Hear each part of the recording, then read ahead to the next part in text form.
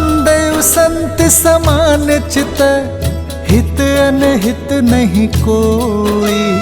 अंजलि गत शुभ सुमन जिनी, सम सुगंध कर दोई।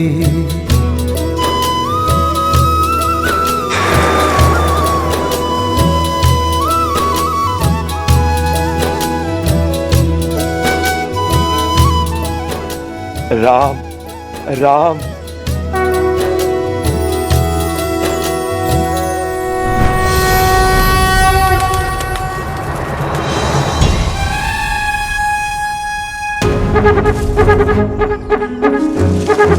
यही सही समय अपनी इच्छा को पूरा करने का। एक बार बस इस सुंदरी को स्पर्श कर लूं, फिर मेरी इच्छा भी पूरी हो जाएगी और किसी को ज्ञात भी नहीं होगा।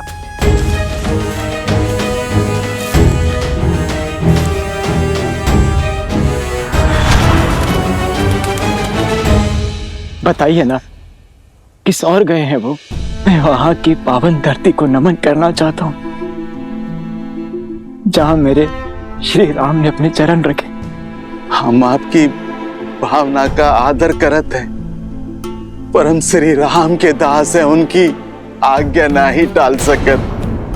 उनका स्पष्ट निर्देश है कि उनके पीछे किसी को ना आने दो। क्षमा क्षमा। श्री राम के साथ यहाँ रहने नहीं, अपितु उन्हें अपने साथ अयोध्या ले जाने आया हूं। और क्या इसमें भी उनकी आज्ञा का उल्लंघन होगा? पर क्या आप नहीं चाहते कि मेरे भैया राम अयोध्या के सिंहासन पर बैठे? ना ही मेरे मन में कोई खोट है और ना ही मेरे वहां जाने से उनकी आज्ञा भंग होगी। आगे का मार्ग बता दीजिए मुझे, अन्यथा मैं अपनी देह यहीं त्याग दूंगा।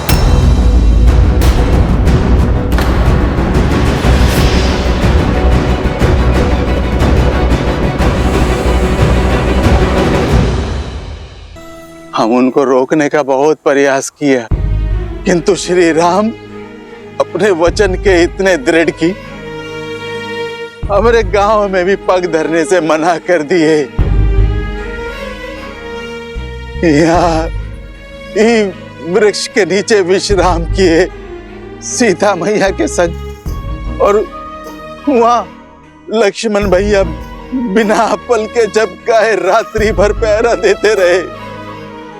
अयोध्या के गौरव मेरे राम भैया, सीता भाभी मां को इतने कष्ट भोगने पड़े। बेकार है ऐसे दास पर।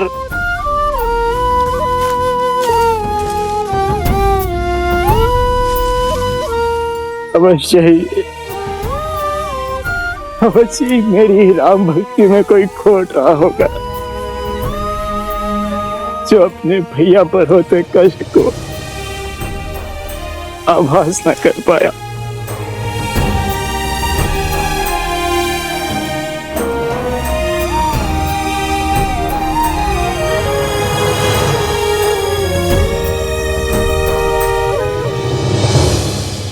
भोर होते ही सन्यासी का वेश धारण कर अपने केसों की जटा बांध वो वन की तरफ चल पड़े और अपनी पादुका भी छोड़ दी।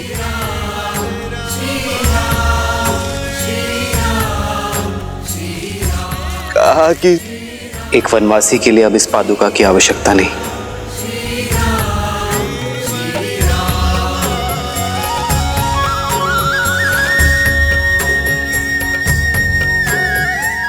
जिस मार्ग पर मेरे राम भैया नंगे पांव चले हो, तो उनका ये दास वो भी पादुकाएं नहीं पहनेगा, वो भी नंगे पांव चलेगा। निषादराज, मुझे शीघ्र अपने भैया के पास ले चलिए। आप सब बहुत दूर से आए हैं, बहुत थक गए, तनिक विश्राम कर लीजिए। जब तक अपने राम भैया के चरणों में अपने किए हुए अपराध की क्षमा ना मांग लूं, राहत की सांस नहीं लूंगा मैं। बताइए ना, कहाँ गए वो? वन की ओर।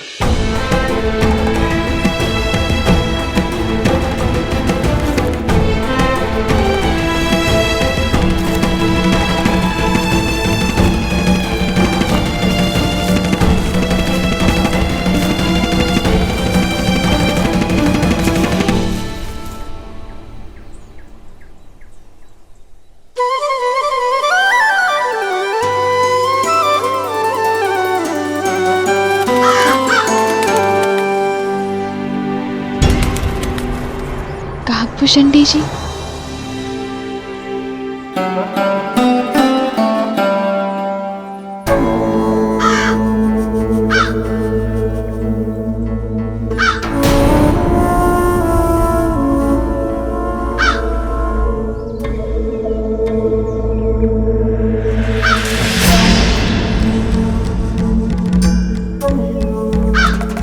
कौन हो तुम?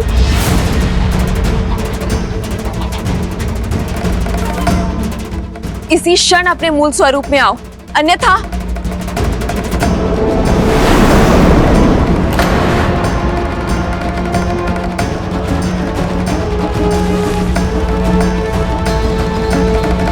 मैं इंद्रपुत्र जयंत हूं, कृपया क्रोधित ना हो। मैं तो केवल आपके चरण स्पर्श कर आपका आशीर्वाद लेना चाहता था। एक स्त्री को प्रकृति छठी इंद्री के साथ इस संसार में भेजती है, जो मलिन स्पर्श और मलिन दृष्टि दोनों को समझ जाती है, और तुमने मुझे मलिन हृदय से छुआ है।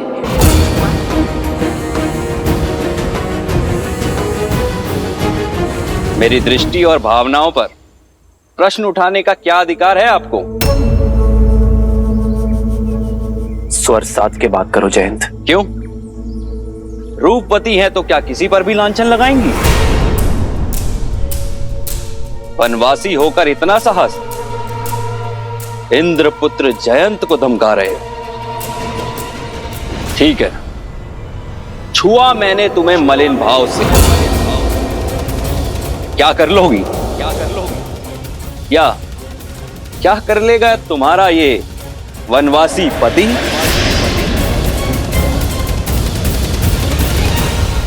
जितना बड़ा पद उतना ही बड़ा तट। पर मैं तुम्हें एक अवसर देता हूं जयंत, अभी इसी क्षण सीता से क्षमा मांगो। और जो ना मांगू तो? कौन है यहां पर जो मुझे दंडित करेगा? राजपाट छिन गया, वन वन यूं तपस्वियों की तरह भटक रहे हो, लेकिन अभिमान ज्यों का त्यों। देवराज इंद्र के पुत्र से उलझने की चेष्टा कर रहे हो।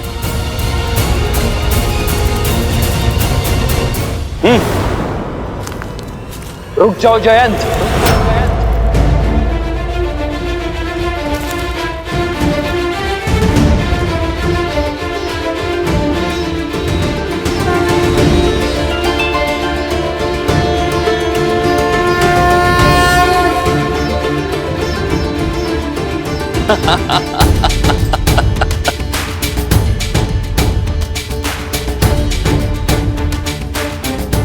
अब इस छोटे से तिनके से प्रहार करोगे मुझ पर?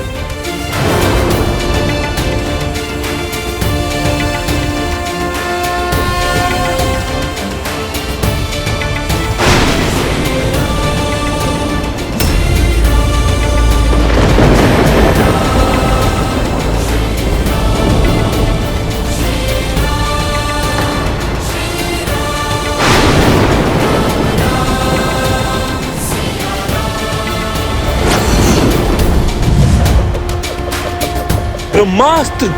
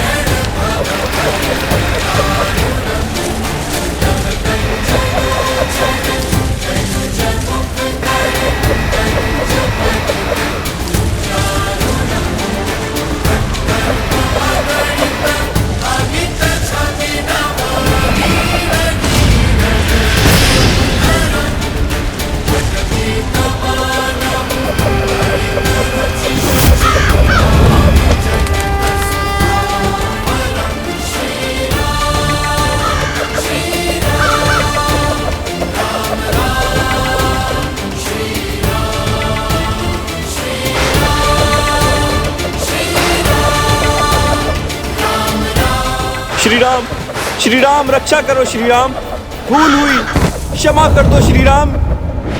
रक्षा कीजिए प्रभु, मेरी रक्षा कीजिए। काम ने मेरी बुद्धि भ्रष्ट कर दी थी। माता मेरी रक्षा कीजिए, भविष्य में ऐसी भूल कभी नहीं होगी। मैं पर स्त्री को अपनी माँ का आदर दूंगा। मेरे प्राणों की रक्षा कीजिए। युग चाहे कोई भी हो, समय चाहे जैसा भी हो,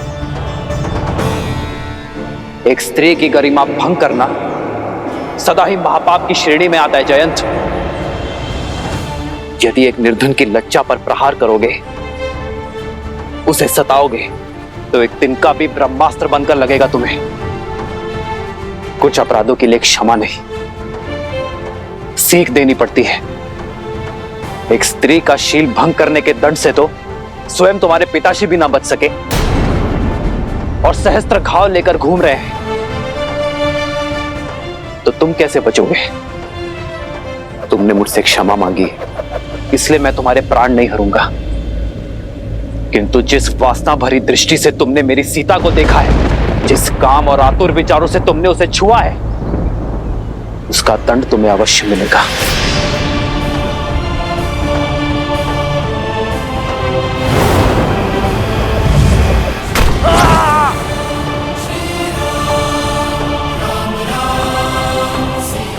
मुझे जीवित छोड़ने के लिए धन्यवाद श्री राम। मैं वचन देता हूं कि भविष्य में फिर कभी किसी भी स्त्री के लिए अपने मन में कुविचार नहीं लाऊंगा। मैं वचन देता हूं।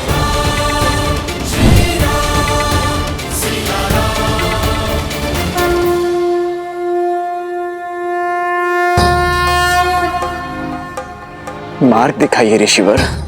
भरत, तुम क्यों राम के कर्तव्य पथ का कांटा बनना चाहते हो? राम तो संसार के हैं, उन्हें क्यों अयोध्या तक सीमित करना चाहते हो? ये आप क्या कह रहे हैं ऋषिवर? भैया के लिए कांटा तो मैं बन गया उनके आनंदमय जीवन का। यदि मेरा प्रेम निश्चल है, यदि मेरे भीतर आप सत्य देख रहे हैं, तो मुझे मेरे राम भैया का पता बताइए।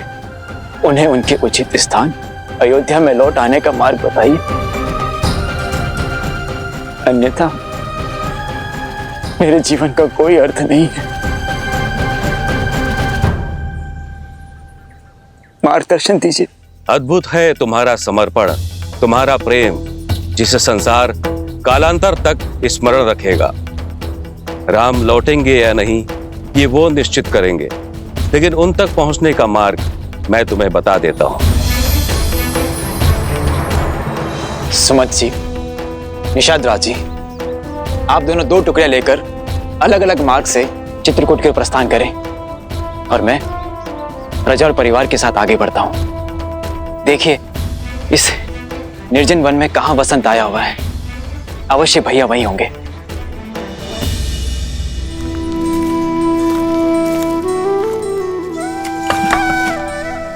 ईंधन के लिए लकड़ियां ले आया हूं माता।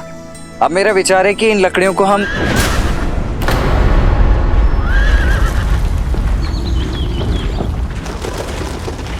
अवश्य कोई संकट निकट है। आप चिंता मत कीजिए, मैं अभी देख कर आता हूं।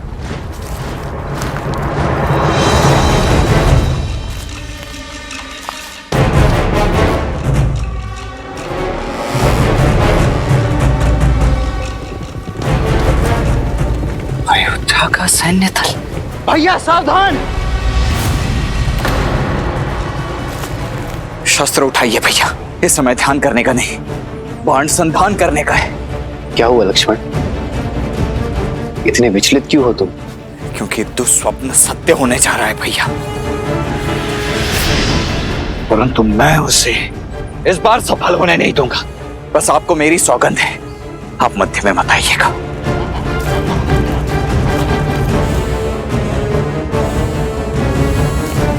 क्या हुआ लक्ष्मण, कौन आया है? वही भैया, आपका प्रिय भरत। क्या मेरा भरत आया है?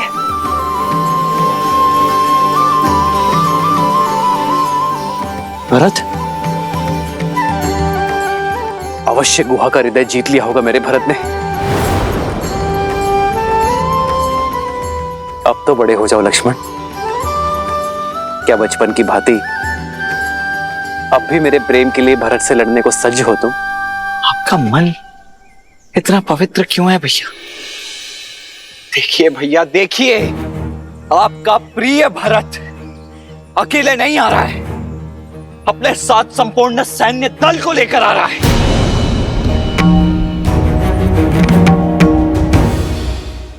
देखिए भैया, देखिए, आपका प्रिय भरत अकेले नहीं आ रहा है, अपने साथ संपूर्ण सैन्य दल को लेकर आ रहा है।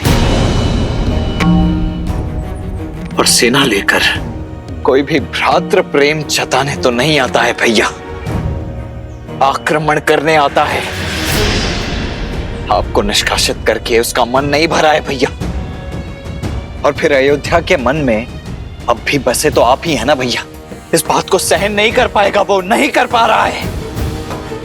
भय है उसे भैया कि कहीं उसका राज्य उससे छिन ना जाए, इसीलिए आप पर आक्रमण करके इस संदेह को सदा सदा के लिए मिटा देना चाहता है।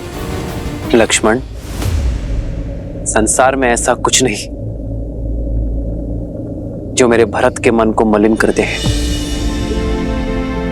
माता कैकेयी के लिए भी तो आपके विचार यही थे ना भैया,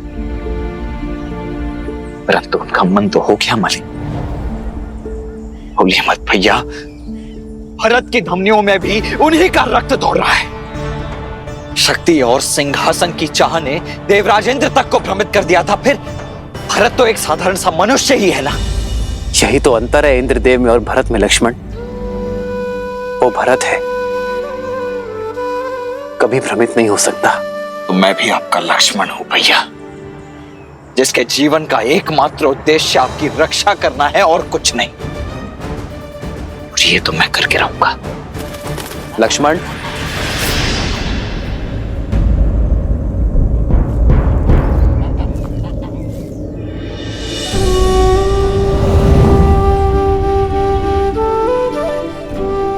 तुम्हारे सामर्थ्य पर तनिक भी संदेह नहीं है मुझे लक्ष्मण, किंतु आवेश में आकर बिना उचित अनुचित का भेद जाने यदि तुमने भरत के प्राण ले लिए तो क्या उसे पुनः जीवित कर पाओगे तुम? आंखों देखी स्थिति झूठ नहीं होती है भैया। सत्य दृष्टि और श्रवण से परे होता है लक्ष्मण।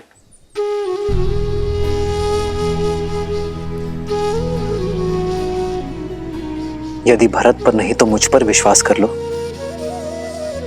भरत के मन में केवल निश्चल प्रेम वास करता है लक्ष्मण, और कुछ नहीं।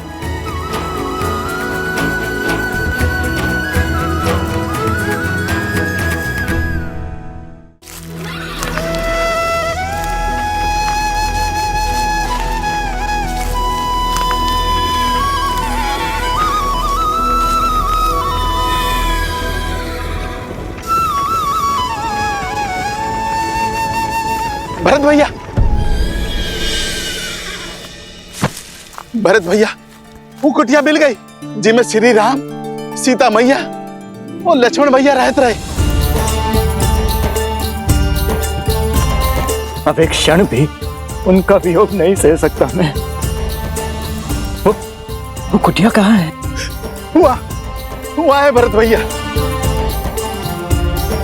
निषाद राज जी, आप शेष सभी को लेकर के आइए, अब और प्रतीक्षा नहीं कर सकता मैं।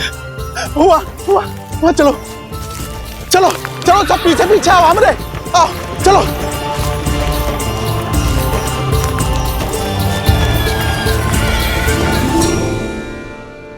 आओ लक्ष्मण भैया, भाभी माँ, आप ही समझाइए ना भैया को।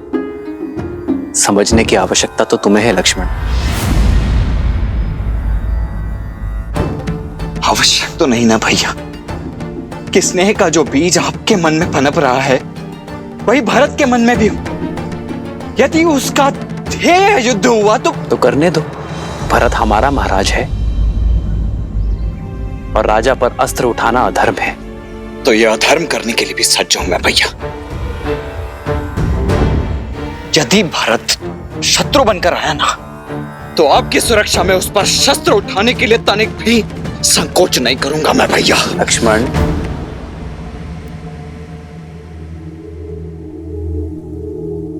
राम भैया,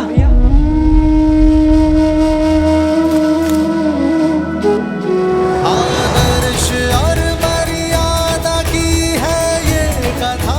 भरत, राम भैया, मद श्री से मिला दे श्रीमद् रामायणम, श्रीमद् रामायण, मेरा भरत। श्रीमद् रामायणम।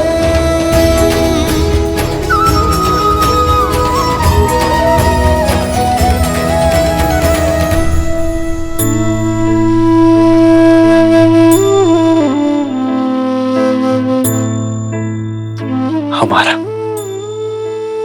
अयोध्या का महाराजा भरत। आप महाराज मत कहिए भैया।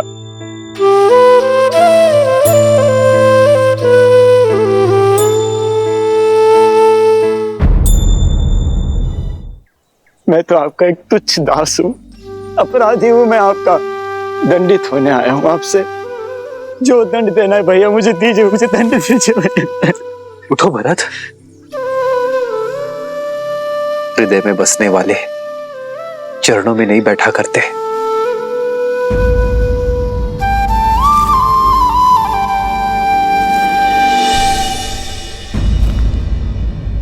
मैं हृदय से लगाने के नहीं, बल्कि 100 कोड़े बरसाने के योग्य हूं। अपराधी हूं मैं आपका। मुझ पापी के कारण आपको इतनी वेदना भोगनी पड़ी। महलों की शोभा बढ़ाने वाली मेरी भाभी मां को एक वनवासी का जीवन जीना पड़ा, और अपने प्राण से प्रिय लक्ष्मण को इतना कष्ट भोगना पड़ा। मुझे दंड दीजिए भैया, मैं इसी का भागी हूं, इसी का भागी हूं मैं।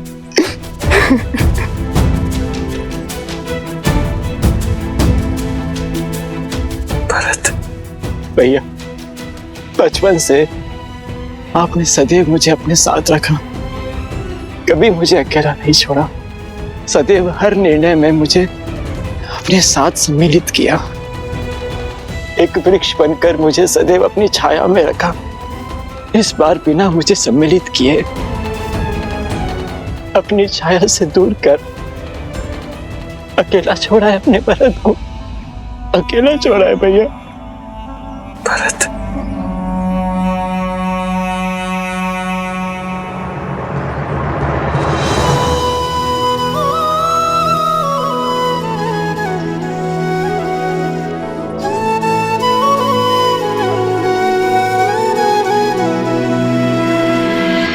देखी भरत भावुक रघुराई, ब्रात मिलन की घड़ी है आई।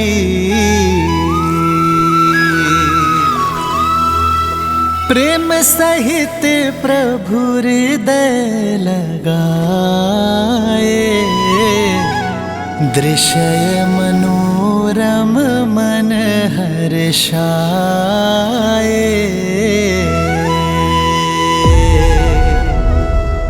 विश्वास नहीं होता, भिन्न भिन्न गर्भ से जन्म लेने वाले भाइयों के बीच इतना प्रेम। भाई एक दूसरे के पूरक होते हैं देवी। जैसे नारायण अपने शेषनाग के बिना, अपने सुदर्शन चक्र के बिना, अपने शंख के बिना अधूरे हैं, उसी प्रकार नारायण रूपी श्री राम भी अपने शेषनाग रूपी लक्ष्मण के बिना, सुदर्शन रूपी शत्रुघ्न के बिना, शंख रूपी भरत के बिना अधूरे हैं। भविष्य में जब जब संसार में प्रेम और धर्म का महत्व कम होगा, तब तब ये संसार इन चारों भाइयों के परस्पर प्रेम और समर्पण को सदैव स्मरण करेगा।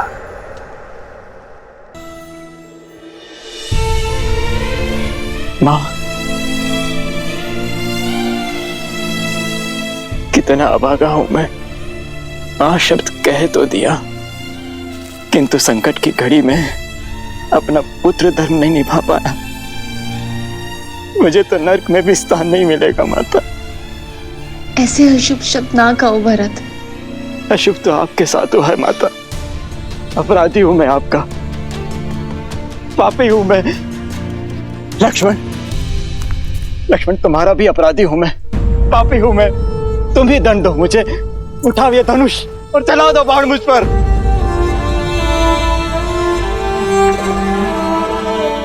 कर दो मुझे दुष्टा कैकई के पुत्र होने की ग्लानि से मुक्त। कलंकित कर दिया उसने मेरा जीवन। भरत,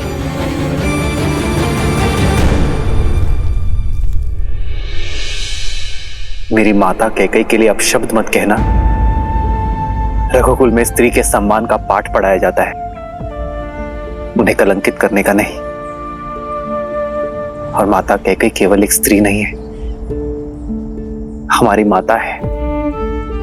पिताश्री की तो सबसे प्रिय है माता कैकई।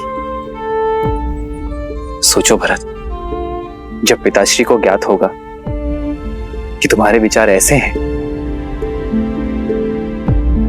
तो कितना कष्ट होगा उन्हें।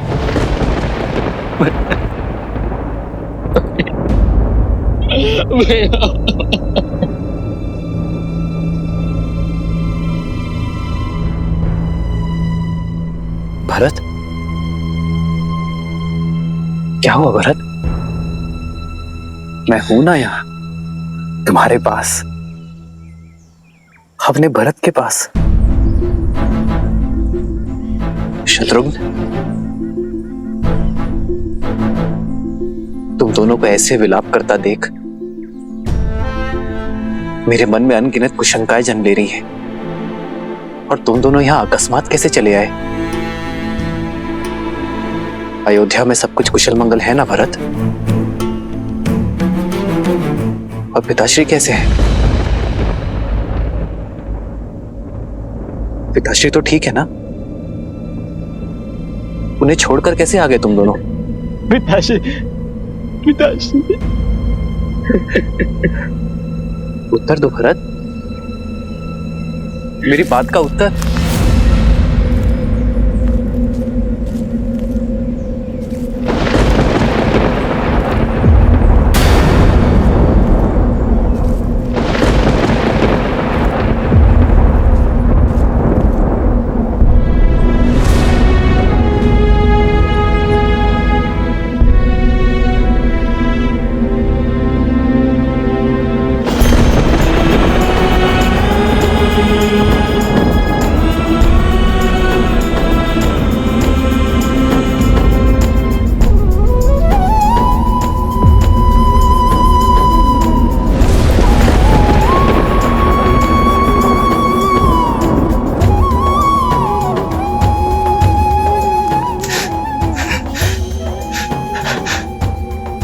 अमरनाथ हो गए भैया।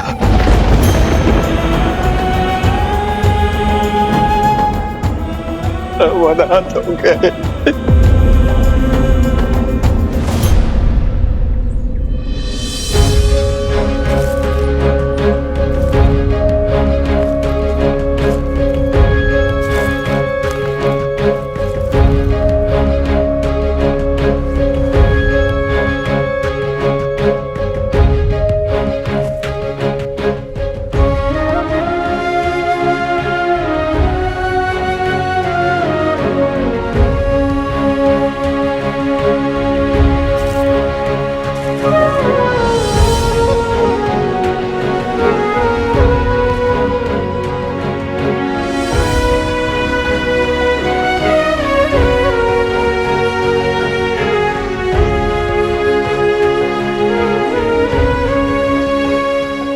मां, पिताश्री के जाने के बाद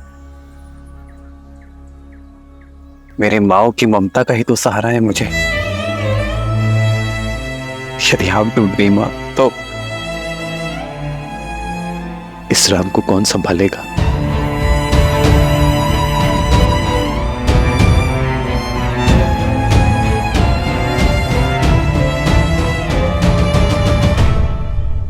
कैकेयी मां नहीं आई?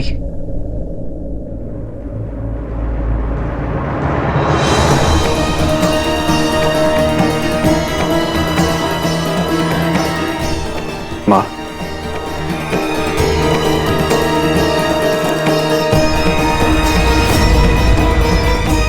मां होने का स्थान और सम्मान दोनों खो चुकी हूं मैं। मुझ जैसी कुमाता के चरण छूकर आपके भागी मत बनो राम। स्वर्ग जैसी अयोध्या में ईर्ष्या का बीज खोला है मैंने। प्राणों से अधिक प्रेम करने वाले पति के प्राण लिए हैं मैंने। सगे पुत्र से भी अधिक प्रेम और सम्मान करने वाले पुत्र को कष्टों का ये वियोग दिया है मैंने राम। मैं तो तुमसे क्षमा मांगने योग्य भी नहीं हो रहा, क्षमा मांगने योग्य भी नहीं हो रहा। ऐसा मत कहिए मां, क्षत्रानी हैं आप। अस्त्र को अग्नि में तपाकर अकाट्य बनाया जाता है, स्वर्ण को तपाकर कुंदन बनाया जाता है। आप तो अपने राम को और सबल बना रही हैं मां। सब नियति का खेल है मां। जो आज अशुभ है वो कल शुभ हो जाएगा। यदि आपने अपने राम को चरण स्पर्श करने ना दिए तो आपके राम का जन्म व्यर्थ हो जाएगा मां।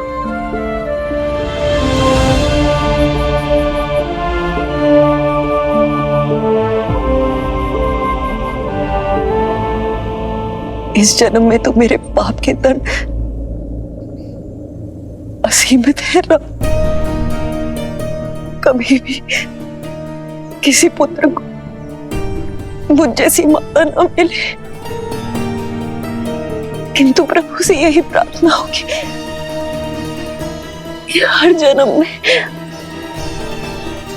मुझे तुम जैसा पुत्र ही मिले मेरा राम।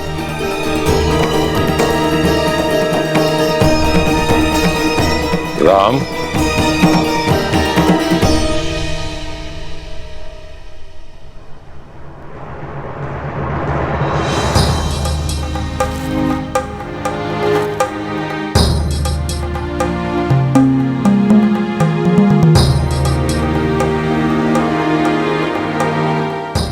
जो बीत गया उस पर शोक नहीं करते राम। शोक जितना बड़ा है उससे कहीं बड़ा दायित्व भी है। महाराज दशरथ के ज्येष्ठ पुत्र होने के नाते पिंडदान और अस्थि विसर्जन करो।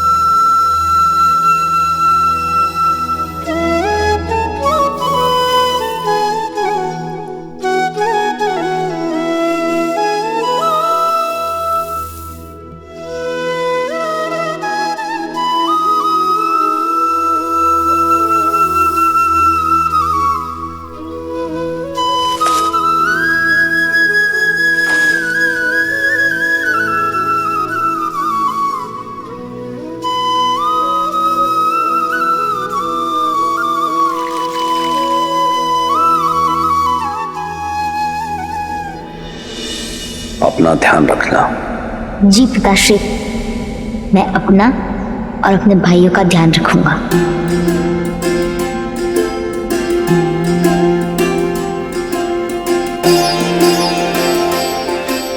हमारे पिताश्री साक्षात धर्म थे और धर्म कभी संसार से नहीं जाता। वो हम सब में अंश बनकर, अयोध्या का मान बनकर, रघुकुल की रीत बनकर। महाराज दशरथ की अंतिम संस्कार की अंतिम क्रिया समाप्त हुई। पंच तत्वों से बना हुआ शरीर पंच तत्वों में विलीन हो गया। जीवन का यही परम सत्य है और इसे स्वीकार करो पुत्र, और अपने पिता के सपनों को और उनकी मर्यादाओं को साकार करो।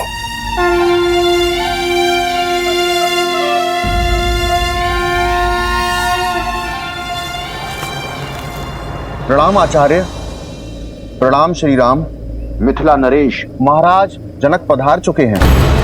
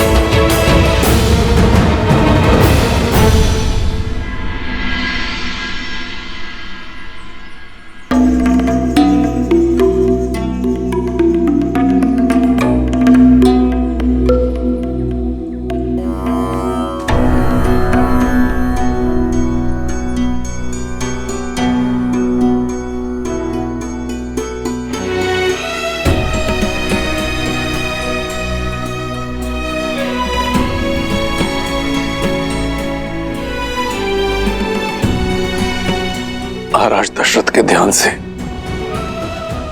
जितनी विचलित अयोध्या है, उतनी ही शोकाकुल मिथिला भी। महाराज की धर्मपरायणता, उनका शौर्य, उनकी नीतिबद्धता युगों युगों तक स्मरण की जाएगी। अयोध्या और मिथिला को गौरवान्वित करेगी।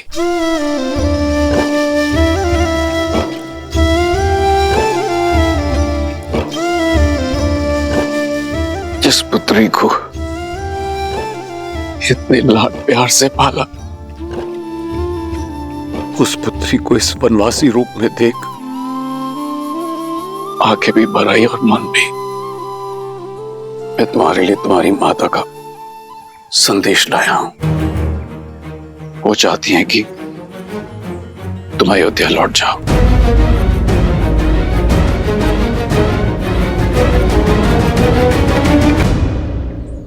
तुम्हारी माता चाहती हैं कि तुम अयोध्या लौट जाओ और वहां अपनी बहनों के साथ महल में रहो, यहां वन में नहीं।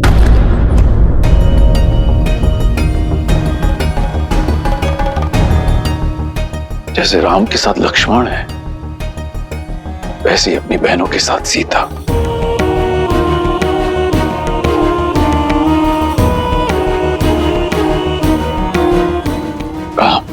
माता सुनैना ने आपसे प्रार्थना की है। महाराज जनक, मेरे साथ वन का कष्ट भोगना सीता की अपनी इच्छा थी और मैं उस इच्छा का सम्मान करता हूं। किंतु आज यदि सीता अयोध्या लौटना चाहे तो मैं उस इच्छा का भी उतना ही मान रखूंगा।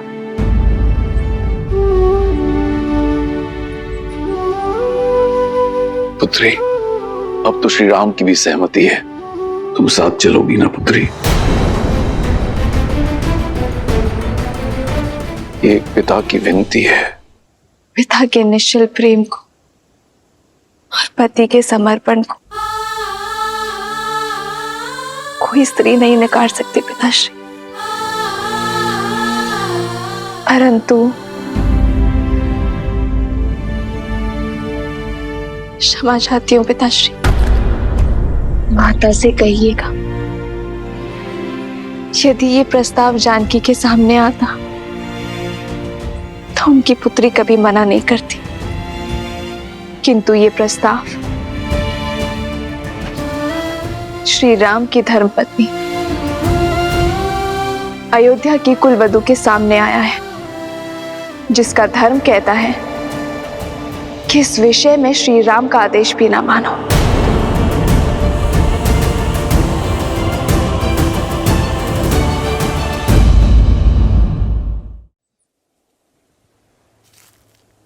पिताश्री, माता से कहिएगा कि अग्नि साक्षी बने हैं हम, और ये बंधन इस संसार के किसी भी कष्ट से नहीं कटेगा।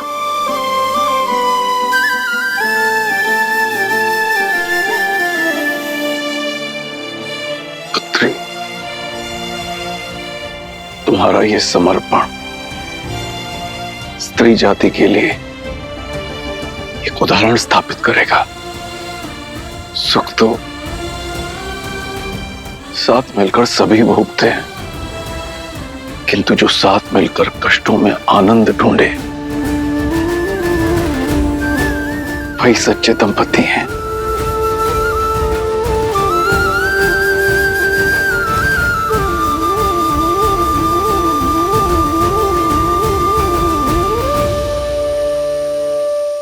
क्या करूं पिताश्री,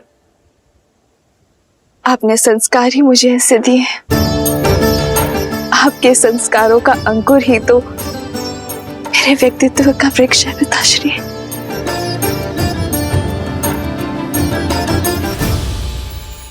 और अयोध्या में जो विष की फसल लहरा रही है उसे काटने के लिए आप सभी को लौटना होगा भैया।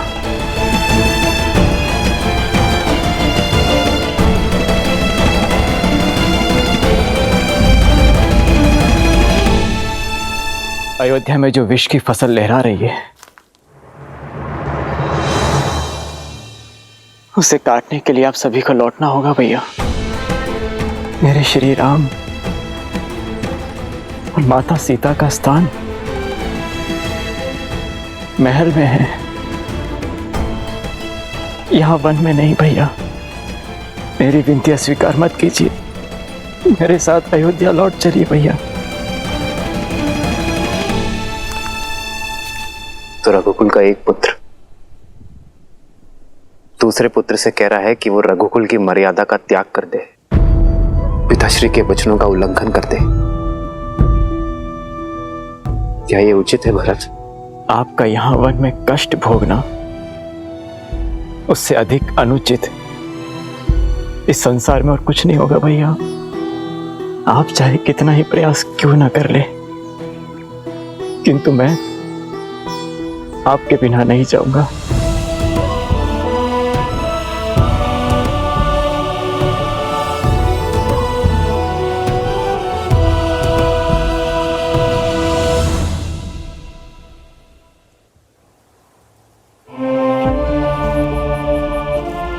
महाराज जनक, अब आप ही समझाइए अपने जमाता को। इस समस्या का समाधान केवल तर्क से लिया जा सकता है। कल प्रातःकाल सभा में लोकमत, ऋषिमत, वेदमत और धर्म के अनुसार राम के अयोध्या लौटने का निर्णय लिया जाएगा। यह हमारा सौभाग्य है कि यह समस्या महाराज जनक की उपस्थिति में उत्पन्न हुई है। अब राजा और ऋषि होने के नाते कल सभा में इस धर्म संकट का धर्म संगत निर्णय महाराज जनक ही निकालेंगे।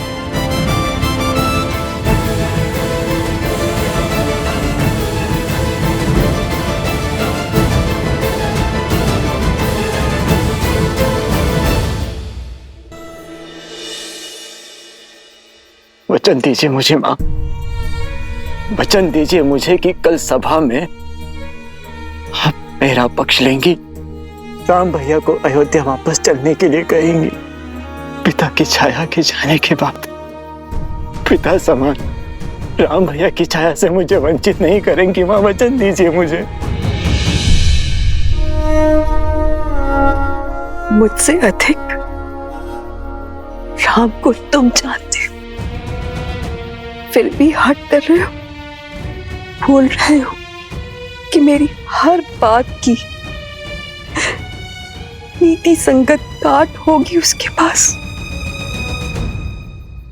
जानता हूं मां, किंतु राम भैया को अपने साथ ले जाने का प्रयास अंत तक करूंगा मैं, अंत तक करूंगा मैं।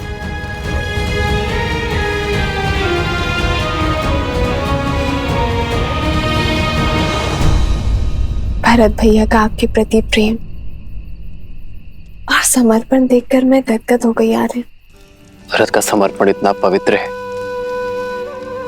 इतना पावन है कि कभी कभी मुझे भय लगता है सीता, कि उसकी प्रेम की पवित्र धारा में मैं कहीं बह ना जाऊं।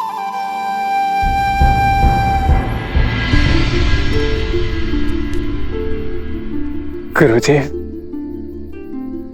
मैं तो अपने श्री राम का एक तुच्छ दास हूं, और दास अपने स्वामी से आग्रह कर सकते हैं, उन्हें आदेश नहीं देते, किंतु आप गुरु हैं उनके, वो आपके आदेश को नहीं टाल सकते। गुरुदेव, इस भिक्षुक की झोली भर दीजिए। आप ही है जो मेरे राम भैया को मेरे साथ चलने के लिए कह सकते हैं, अयोध्या का गौरव लौटा सकते हैं। उनके बिना मेरे जीवन का अर्थ ही समाप्त हो जाएगा। यदि भैया मेरे साथ नहीं आए तो किस मुख से लौटूंगा मैं अयोध्या, किस मुख से लौटूंगा? तुम धन्य हो भरत, तुम धन्य हो। जिस प्रकार भक्त की निश्चल भक्ति के वश में आकर भगवान सृष्टि के नियम तोड़ देते हैं और विधि के विधान को बदल देते हैं, उसी प्रकार मैं भी कामना करूंगा और प्रयास भी करूंगा कि राम अपना निर्णय बदल दें और अयोध्या का गौरव अयोध्या आ जाए। देवी, कल चित्रकूट में होने वाली सभा किसी एक समस्या के निवारण हेतु नहीं होगी, अपितु युगों युगों तक न्याय, धर्म, नीति, मर्यादा, प्रेम और त्याग को परिभाषित करेगी, संसार को संबंधों की गरिमा सिखाएगी। किंतु धर्म और कर्तव्य के इस महासमर में जनक किसका पक्ष लेंगे महादेव? उचित और अनुचित के बीच चयन करना तो बहुत सरल है, किंतु यहाँ तो हर कोई अपने अपने दृष्टिकोण से उचित है। दृष्टिकोण, दृष्टिकोण ही इस कथा को महागाथा बनाएगा देवी। अब तक संसार ने केवल यही देखा कि अपनों से ही पद, प्रतिष्ठा और सिंहासन के लिए लड़ते आए हैं, परंतु मानव इतिहास में ऐसा पहली बार होगा जब हर कोई राज सिंहासन त्यागने के लिए सज्ज होगा, उनके लिए जिनसे वो प्रेम करता है। आप देखिएगा देवी, कल की ये सभा आने वाली पीढ़ियों के लिए आदर्श जीवन जीने का मार्ग प्रशस्त करेगी।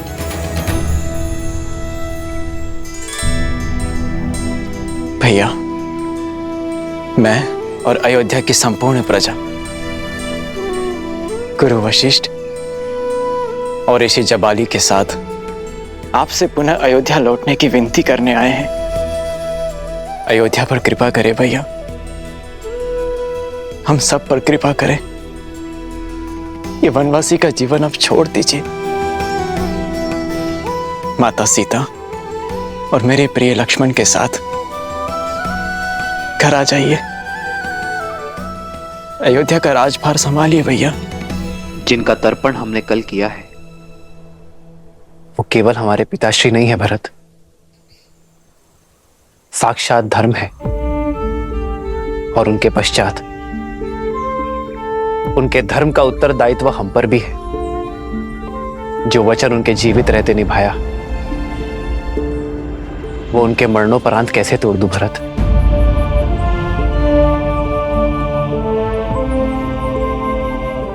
रघुकुल रीत की बेड़ियों से केवल मैं नहीं तुम भी बंधे हो।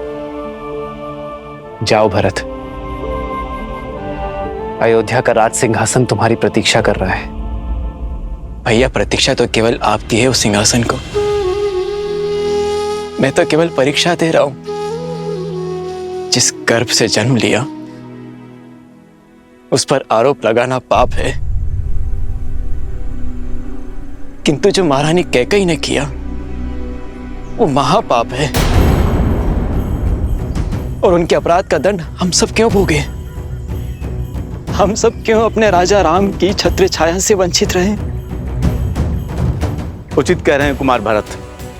दंड तो महारानी कैकेयी को मिलना चाहिए। दंड मिलना चाहिए। दंड मिलना चाहिए। दंड मिलना चाहिए। दंड मिलना चाहिए। अवश्य ही हमारे दिवंगत पिता धर्म के सूर्य थे, किंतु ग्रहण का दोष तो सूर्य पर भी लगता है भैया।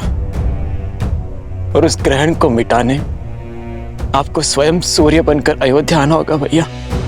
मैं संपूर्ण तैयारी के साथ आया हूं। गुरु वशिष्ठ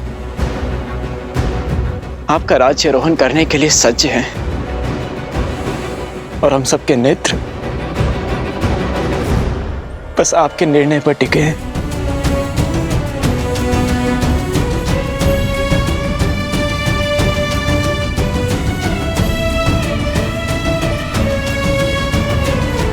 भरत, भ्रातृ प्रेम और समर्पण की पराकाष्ठा स्थापित की है तुमने, किंतु मैं तुम्हारा प्रस्ताव स्वीकार नहीं कर सकता।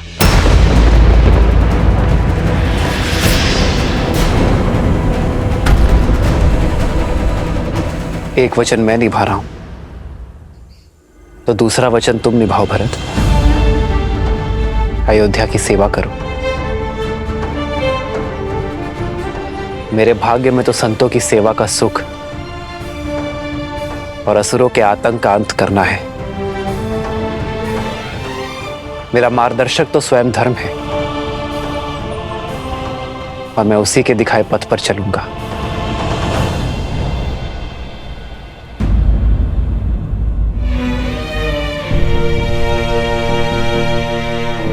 तुम्हारी माता होने के नाते, अयोध्या की महारानी होने के नाते कुछ कहने का,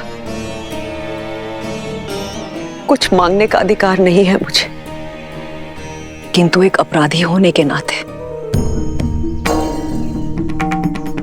मैं कुछ कहना चाहती हूँ राम। ये सब कुछ मेरे कारण हुआ है।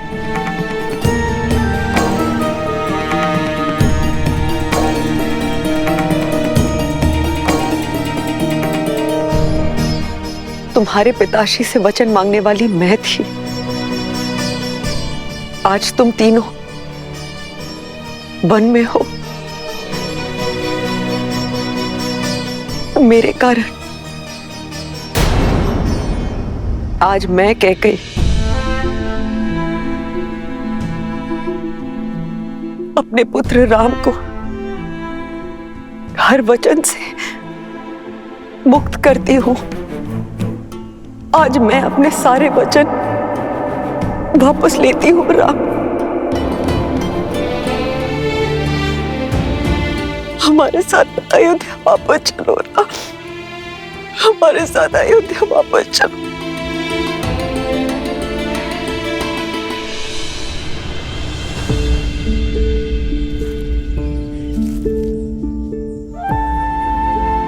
बहुत देर हो चुकी है मां।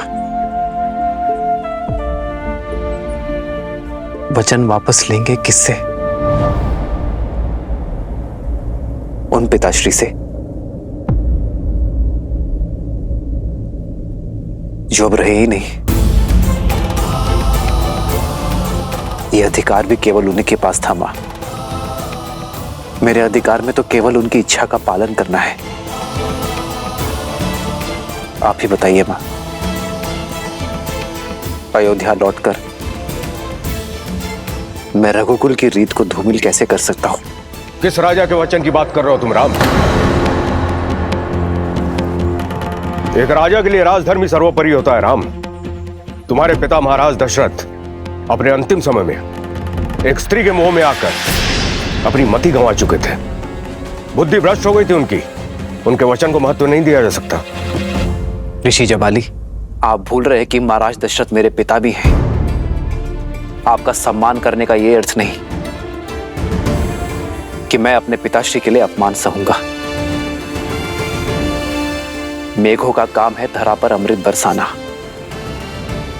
और कई बार अतिवृष्टि हो जाने पर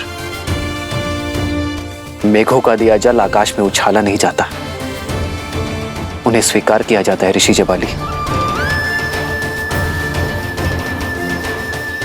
जिनके धर्म और नीति परायणता की सौगंध स्वयं देवता भी खाते हैं, उनके प्रजा और पुत्र होने के नाते मैं उनके वचन को लज्जित नहीं करूंगा, अपना कर्तव्य निभाऊंगा। पुत्र धर्म की नहीं, राज्य धर्म की बात करो कुमार। अयोध्या को तुम्हारी आवश्यकता है, तुम्हारी प्रजा को तुम्हारी आस है। वचन निभाने की नीति के बदले अपनी प्रजा को आहुति मत दो। वचन से बड़ा राज्य होता है। राज्य, वचन से बड़ा यदि राज्य है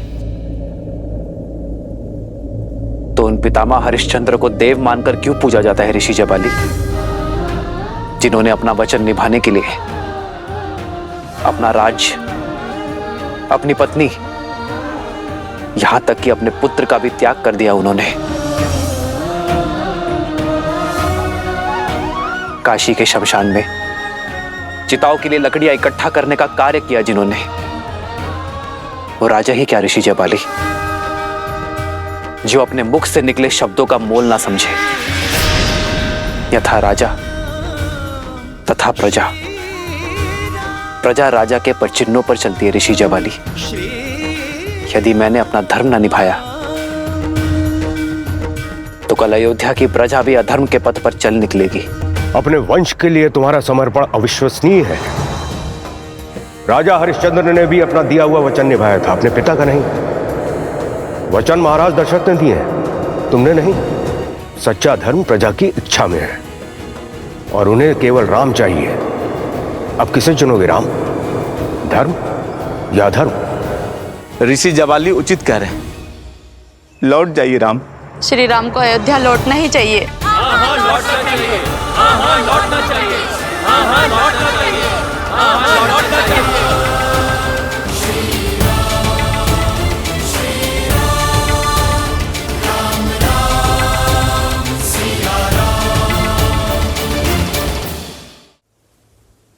ऋषि जबाली, संतान तो आत्मज होती है,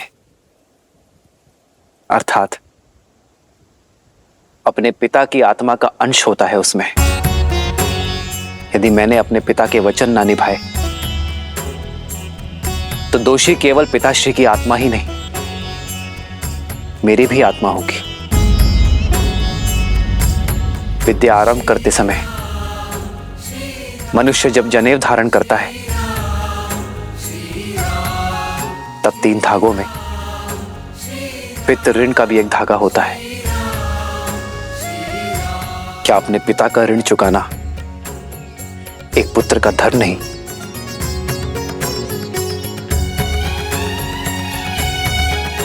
उत्तर दीजिए ऋषि जबाली। राजा प्रजा का सेवक होता है राम, और तुम्हारा धन प्रजा की ओर है। यदि मेरी बात पर विश्वास नहीं है तो पूछो यहां पर उपस्थित हर एक अयोध्यावासियों से। कहिए, क्या मत है आप लोगों का? राम को क्या चुनना चाहिए, सिंहासन या फिर वनवास? सिंहासन। सिंहासन, सिंहासन, सिंहासन, सिंहासन, सिंहासन, सिंहासन। सिंहासन स्वीकार किया है ना मैंने, पुत्र धर्म का सिंहासन, ऋषियों के उद्धार का सिंहासन, मर्यादा का सिंहासन। अब प्रजा अपना धर्म निभाए, क्योंकि धर्म की बेड़ियों से कोई स्वतंत्र नहीं होता। जिस प्रकार एक राजा का धर्म होता है अपनी प्रजा की रक्षा करना, उसी प्रकार प्रजा का धर्म होता है अपनी राजा के आज्ञा का पालन करना, उनका सम्मान करना। ये मेरे पिताश्री के वचन थे कि मेरा भाई भरत अयोध्या का राजा बने, अयोध्या का राजपाट संभाले। और रही बात अयोध्या का सर्वश्रेष्ठ राजा बनने की,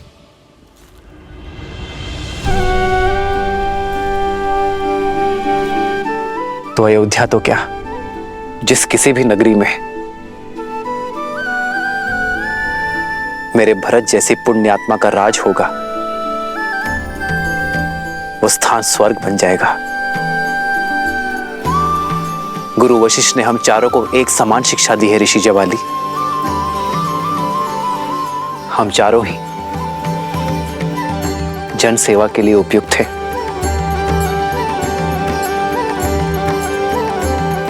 ऋषि जवाली, मैं आपसे और मेरी प्रिय अयोध्या की प्रजा से पूछता हूं कि आप में से किसी को भी मेरे भरत के नेतृत्व, उसके राजकौशल पर संदेह है? मेरे पिताश्री महाराज दशरथ की रक्त की योग्यता पर संदेह है?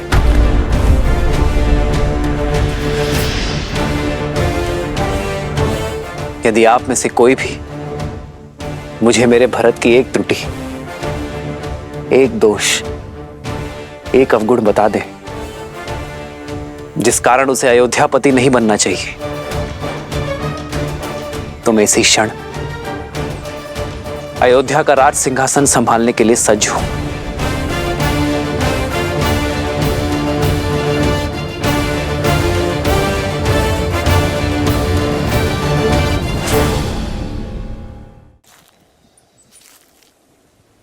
मैं हार गया गुरु वशिष्ठ। सारे जगत पर प्रश्न उठाकर निरुत्तर कर देने वाले जवाली के पास अब कोई तर्क नहीं बचा है जो राम की बात काट सके। अब आप ही समझाइए इन्हें कि ये अपनी हट छोड़कर अपना राज्य संभालें।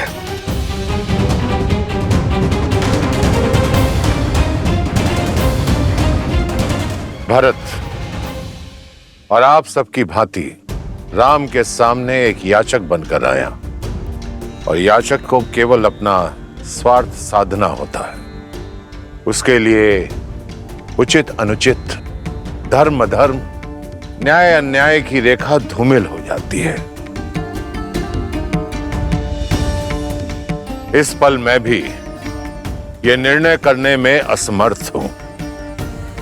हम बहुत भाग्यशाली हैं कि हमारे बीच ज्ञानी प्रज्ञा उपस्थित है।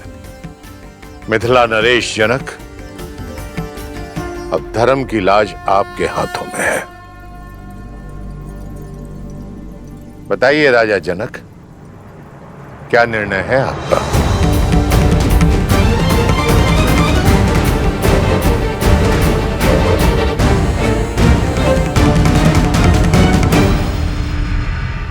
मिथिला नरेश जनक, अब धर्म की लाज आपके हाथों में है। आप जो भी निर्णय लेंगे हम सभी को बाध्य है। बोलो राम, क्या तुम्हें महाराज जनक का निर्णय स्वीकार होगा? आचार्य, आप केवल हमारे गुरु ही नहीं, पिता तुल्य है हमारे। आप धर्मात्मा हैं। आप जो भी निर्णय लेंगे वो मुझे सहर्ष स्वीकार होगा। भरत, तुम्हें तो कोई आपत्ति नहीं है? नहीं गुरुदेव। महाराज जनक धर्मात्मा ही नहीं, हमारे धर्म पिता भी हैं, किंतु एक विनती है इनसे कि निर्णय लेते समय धर्म के साथ मेरे प्रेम का भी मान रखिएगा। बताइए राजा जनक, क्या निर्णय है आपका?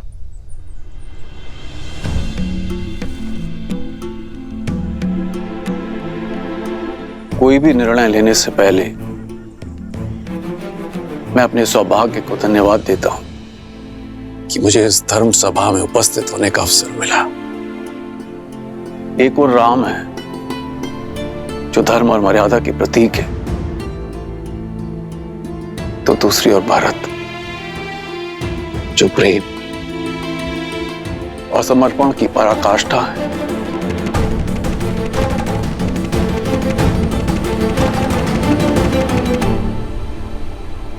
हे महादेव, ये निर्णय कठिन है।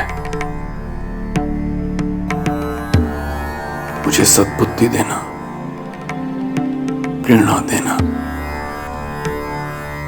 ताकि मैं उचित निर्णय ले सकूं। हर हर महादेव।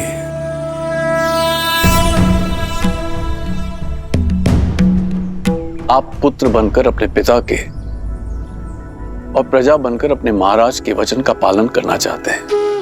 आप धर्म के पथ पर हैं। शास्त्रों में भी कहा गया है, धर्मो रक्षति रक्षितः, अर्थात जो धर्म की रक्षा करता है धर्म उसकी रक्षा करता है।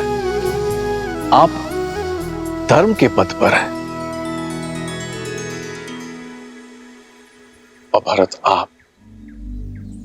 आपके हृदय में अपने भाई के प्रति निश्चल प्रेम और भक्ति की वो प्रवाह है जिसके वेग से स्वयं भगवान विष्णु भी न बच सके,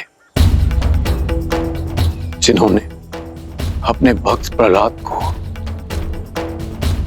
उनके पिता हिरण्यकश्यप के आतंक से बचाने के लिए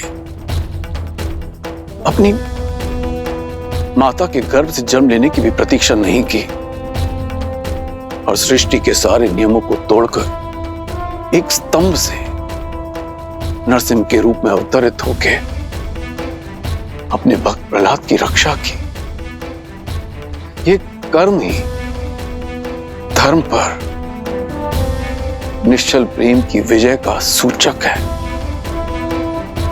और आज जब एक पलड़े में राम का धर्म है और दूसरे पलड़े में भरत का प्रेम, तो मेरे विचार से आज भी प्रेम का पलड़ा ही भारी है। अतः विजय प्रेम की हुई, विजय भरत की हुई।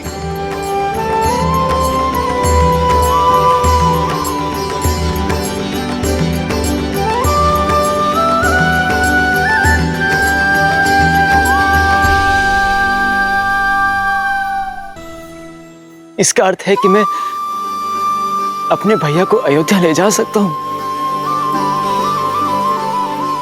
अपनी इच्छा पूर्ण कर सकता हूं। किंतु प्रेम के भी अपने कुछ नियम होते हैं कुमार। प्रेम में पहले उनके विषय में सोचा जाता है जिनसे हम प्रेम करते हैं। प्रेम में स्वार्थ नहीं, समर्पण का सहारा लिया जाता है, ना कि अपनी इच्छा पूर्ति का।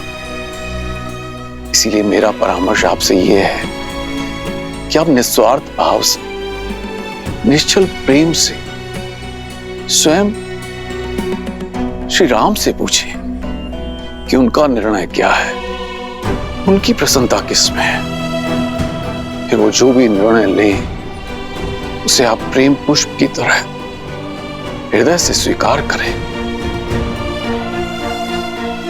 यही मेरा परामर्श है और यही मेरा निर्णय भी। महाराजा जनक, आपका कोटि कोटि धन्यवाद। निश्चल और निस्वार्थ के प्रेम की परिभाषा आज समझ आई मुझे, और इसके लिए भरत आपका सदैव आभारी रहेगा।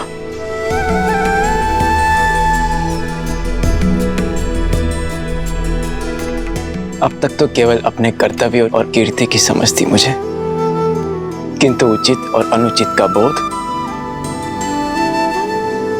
अब समझ आया। मेरे भैया ने अपने पिताश्री के वचनों का पालन करना स्वीकार किया, किंतु इन्हें मेरी भी एक इच्छा स्वीकार करनी होगी, और ये मेरा निर्णय है। या तो भैया सिंहासन स्वीकार करें या मैं मृत्यु का आलिंगन करूंगा।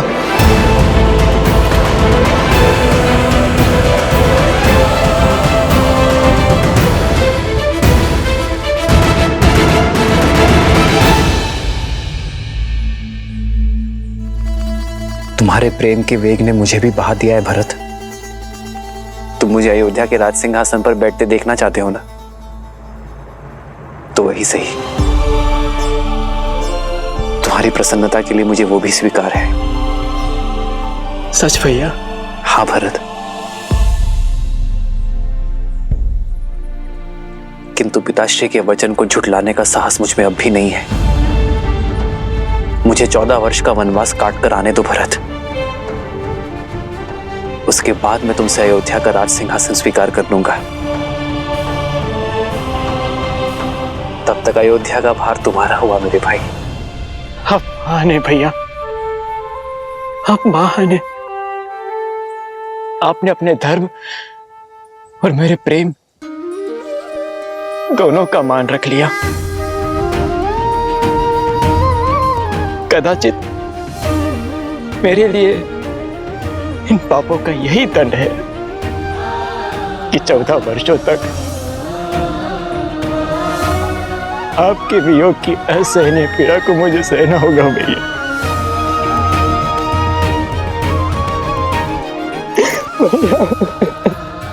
भरत,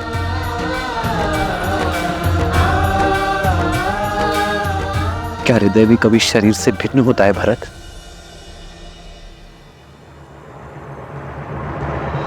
भैया, आप जो कह रहे हैं वो सब स्वीकार है मुझे, परंतु यदि मैं आपसे कुछ मांगूं तो क्या आप दोगे?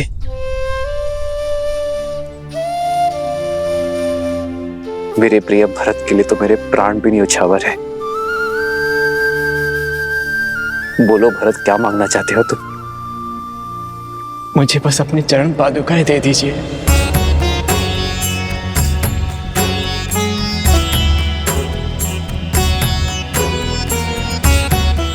अयोध्या का राज्यभार बहुत बड़ा है भैया, और जिस सिंहासन पर मेरे भैया राम का अधिकार हो, उस सिंहासन पर बैठने का मैं दुस्साहस नहीं कर सकता। अयोध्या और अयोध्या का राज सिंहासन आपकी प्रतीक्षा करेंगे। प्रतीक्षा के इन क्षणों में आपकी चरण पादुका को राज सिंहासन पर रख अपना कर्तव्य निभाऊंगा।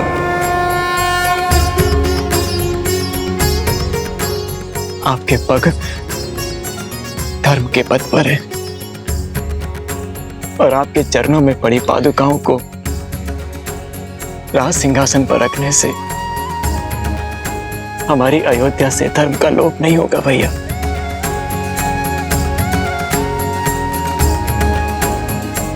भरत, तुम्हारा ये भद्र प्रेम अमर रहेगा। तुम्हारा नाम केवल लेने से सबके पाप दूर हो जाएंगे। उनके मन से द्वेष, ईर्ष्या और लोभ की भावना हमेशा हमेशा के लिए समाप्त हो जाएगी।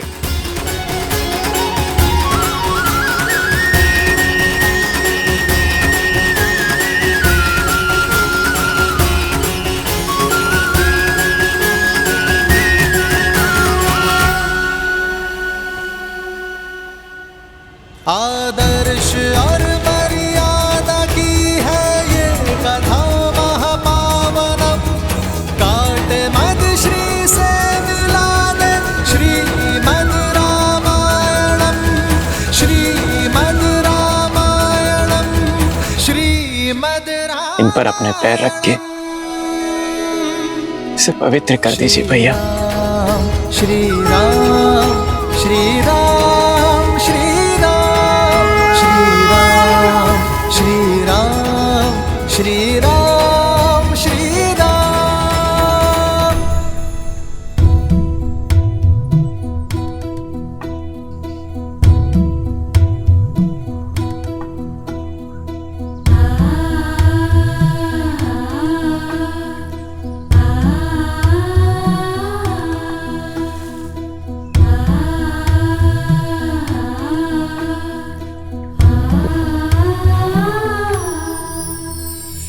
राम भक्त ले चला रे राम की निशानी, राम भक्त ले चला रे राम की निशानी। शीश पर खड़ाऊ अखियों में पानी, राम भक्त ले चला रे राम की निशानी।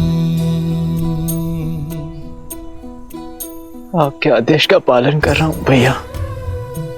न जाने किस जन्म का दंड भोगूंगा मैं इन 14 वर्षों के वियोग में, किंतु स्मरण रहे 14 वर्ष, केवल 14 वर्ष। यदि एक क्षण भी अयोध्या लौटने में आपने विलंब किया तो अपने प्रिय भरत के निर्जीव शरीर से भेंट करेंगे आप।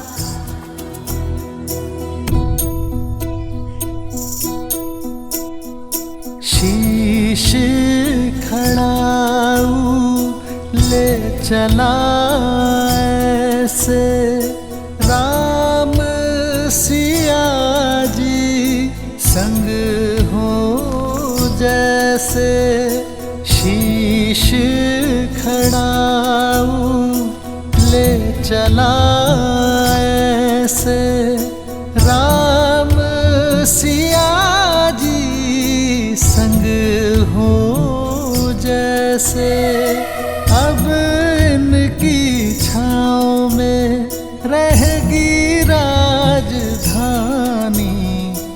राम भक्त ले चला रे राम की निशानी, राम भक्त ले चला रे राम की निशानी।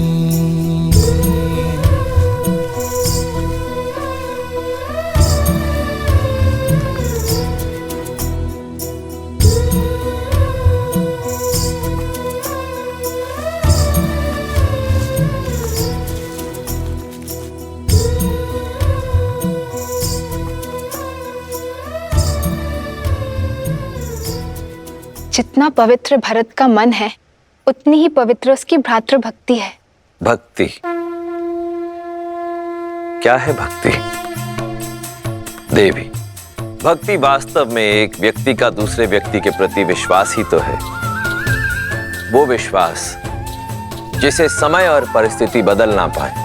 भरत की श्री राम के प्रति भक्ति, धर्म और सत्य के प्रति विश्वास, इसी का उदाहरण है वो विश्वास जिसके लिए व्यक्ति अपनों से, संसार से, यहां तक कि स्वयं से भी लड़ जाए। भरत की श्री राम के प्रति भक्ति, उनके प्रति विश्वास ही भरत को आदर और सम्मान की मूर्ति बना देता है। सत्य कहा आपने। ऐसे प्रेम का भला कोई शत्रु कैसे हो सकता है? भरत से बड़ा भक्त इस संसार में कोई अन्य हो ही नहीं सकता। सत्य कहा आपने देवी। वास्तव में इस संसार में भरत से बड़ा और कोई भक्त नहीं, सिवाय एक के। अर्थात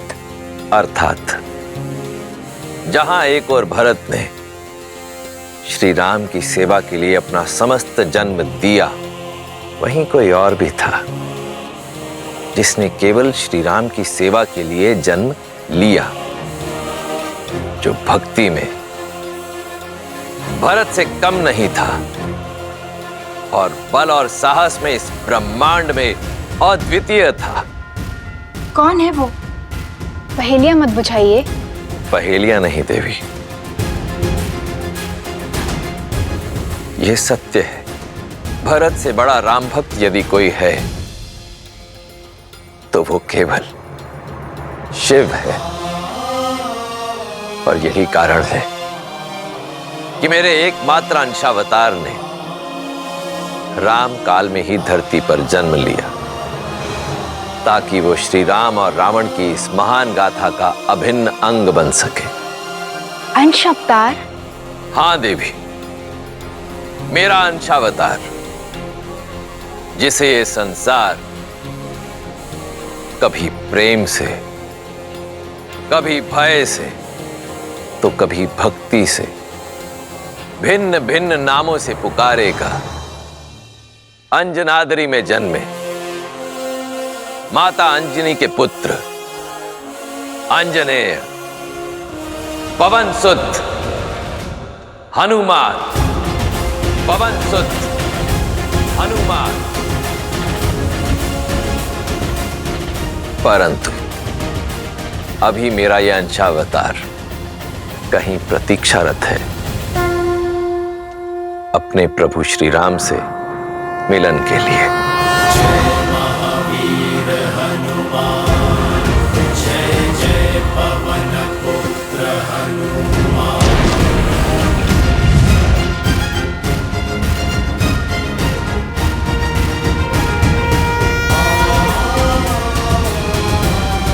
राम राम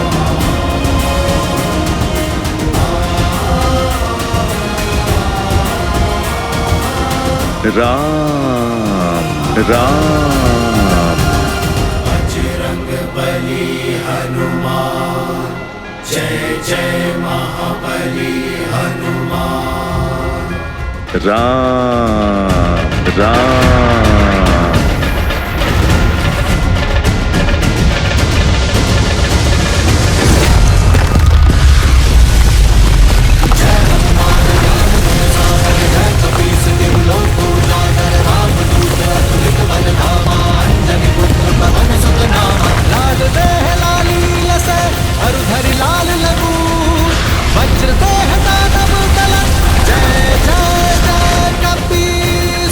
लगता है कोई भूचाल आया है। ये महाराज सुग्रीव के सेनापति हनुमान किसी भूचाल से कम है क्या? राम राम।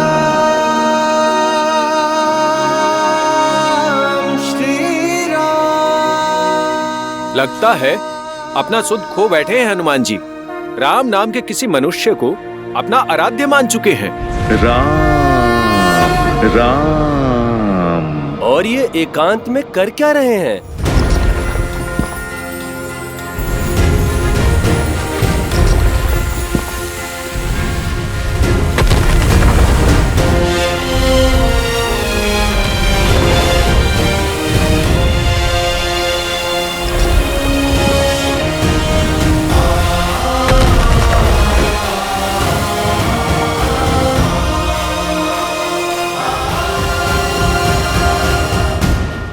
जाने राम नाम का जाप क्या क्या करवाएगा इनसे।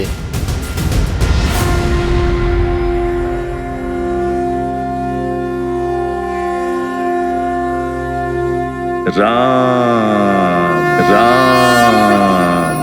श्री गुरु चरण सरोज रज, निज मनु मुकुरु सुधारी। बरनउँ रघुबर बिमल जसु, जो दायकु फल चारी।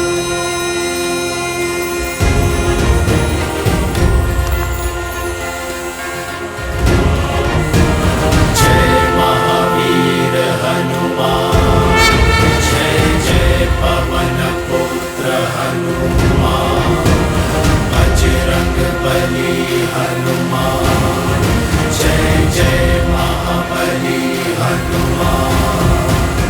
राम राम।